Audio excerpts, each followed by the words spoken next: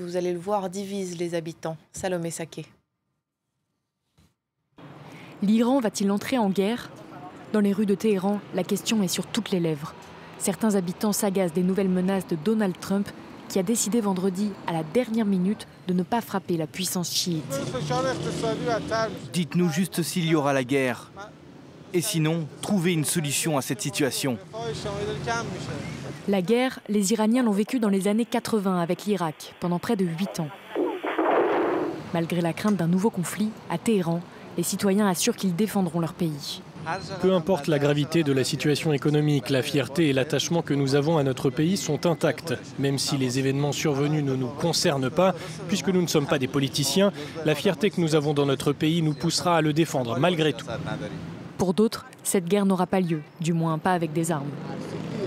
L'Iran est très fort, ils ne peuvent rien faire. Trump avait peur, il a peur de l'Iran. L'Iran est une superpuissance à part entière. Je ne pense pas que Trump veuille vraiment bombarder l'Iran. Le temps de faire la guerre est passé. Tout est question de soft power de nos jours. La guerre douce que mène Trump provoque plus de dégâts que le bombardement de l'Iran. La guerre douce, c'est la guerre économique. Depuis la sortie des États-Unis des accords sur le nucléaire en mai 2018, Donald Trump a réimposé des sanctions à l'Iran. La cible, les secteurs clés de l'économie comme le pétrole ou les banques. En un an, la monnaie iranienne s'est effondrée et le prix des produits de première nécessité ne cesse d'augmenter. Autre revirement de Donald Trump, il concerne